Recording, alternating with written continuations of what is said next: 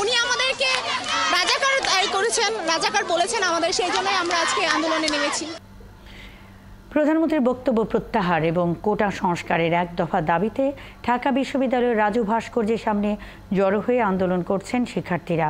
বেলা 12টার পর ঢাকা বিশ্ববিদ্যালয়ের রাজু ভাস্কর্যের দিকে মিছিল নিয়ে আসেন বুয়েট, ঢাকা মেডিকেল সহ কোটা আন্দোলনকারী বিভিন্ন কলেজ ও বিশ্ববিদ্যালয়ের শিক্ষার্থীরা। আন্দোলনকারীরা বলছেন 2% মানুষের সুরক্ষার জন্য 98% মানুষকে বৈষম্যের দিকে ঠেলে দেওয়া হচ্ছে, কিন্তু যখন সেই বৈষম্যের বিরুদ্ধে প্রতিবাদ হচ্ছে তখন শিক্ষার্থীদের রাজাকার বলে আহত করা হয়েছে। প্রধানমন্ত্রীর ওই বক্তব্য প্রত্যাহার না হওয়া পর্যন্ত শিক্ষার্থীরা হলে ফিরবে না বলে জানান। একই সঙ্গে যতক্ষণ পর্যন্ত সংসদে আইন পাশ করে তাদের দাবি অনুযায়ী কোটার যৌক্তিক সংস্কার না হবে ততদিন রাজপথে থাকার ঘোষণা দেন তারা। শতকরা 56% কোটা, ওই কোটা দিয়ে হচ্ছে আমরা সাধারণ জনগোষ্ঠী যারা, তারা জব পাওয়ার কোনো সুযোগ নেই। আমরা চাই সরকারি চাকরিতে সম্পূর্ণভাবে মেধার ভিত্তিতে নিয়োগ হোক, এই কোটার নামক কুপ্রথা বাতিল যাক, এটা আমরা দাবি জানাচ্ছি। উনি আমাদেরকে রাজাকার করেছেন, রাজাকার বলেছেন আমাদের, সেই জন্যই আমরা আজকে আন্দোলনে নেমেছি। বঙ্গবন্ধু শেখ মুজিবুর রহমান বলে গিয়েছেন বাংলাদেশের সর্বোচ্চ কমান্ডার, তার উপরে কোনো কমান্ডার নেই। সেই কমান্ডের বাইরে যদি কেউ যায়, যদি মাননীয় প্রধানমন্ত্রীও তার অন্তর্ভুক্ত হয়, আমরা তার বক্তব্যকেও প্রত্যাখ্যান করব। উনি আমাদের যেন যৌক্তিক যে কোটা সংস্কারের যে দাবি, সেটাতে যেন উনি সাথ দেন এবং আমাদের দাবি যেন মেনে নেন। কোটা আন্দোলনকারীদের বিক্ষোভের আরও খবর নিয়ে আমাদের সাথে যোগ দিচ্ছেন সহকর্মী রহিম রুমন। রুমন, এই মুহূর্তে সেখানে কি পরিস্থিতি দেখছেন এবং আজকের পর তারা আবার নতুন কি কর্মসূচি দেবেন?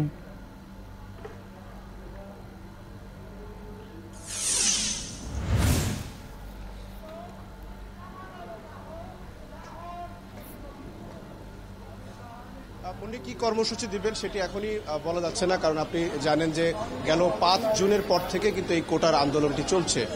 সেই আন্দোলনের শিক্ষার্থীরা কিন্তু এখন পর্যন্ত তাদের যে যৌক্তিক দাবিগুলো তারা দাবি করছেন সেটি কিন্তু এখন পর্যন্ত কেউ সেরকম কোনো সিগন্যাল কোথাও থেকে পাওয়া যায়নি, বরঞ্চ এই আন্দোলন ঘিরে নানান ধরনের বক্তব্য, নানান ধরনের প্রতিক্রিয়া কিন্তু আমরা বিভিন্ন জায়গা থেকে দেখেছি। গতকাল প্রধানমন্ত্রীর একটি বক্তব্য নিয়ে শিক্ষার্থীদের ভিতরে কিন্তু চরম রকমের অসন্তোষ তৈরি হয়েছে। সেটি নিয়ে মূলত আজকের যে বিক্ষোভ কর্মসূচি সেটি হচ্ছে।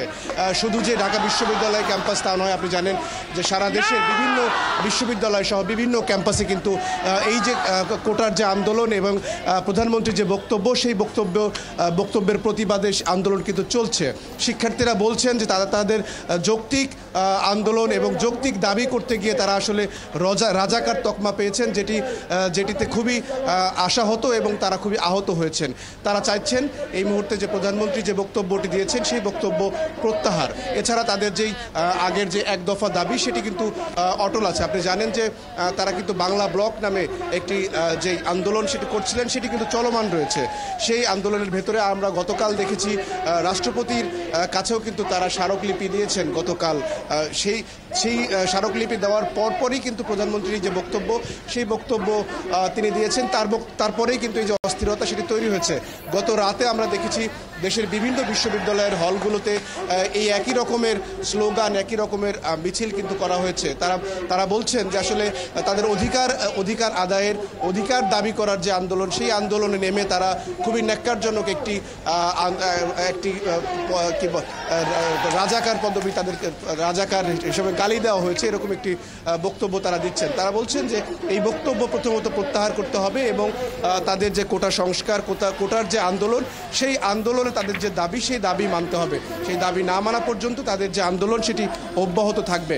মনে আজকের এই যে বিক্ষোভ মিছিল, এই সমাবেশ কেন্দ্র করে এক ধরনের আশঙ্কা কিন্তু মানুষের ভেতরে আছে, কারণ আপনি জানেন যে এই আন্দোলনকারীরা যখন বিক্ষোভ মিছিল করছেন তখন আশেপাশে আমরা খবর পাচ্ছি যে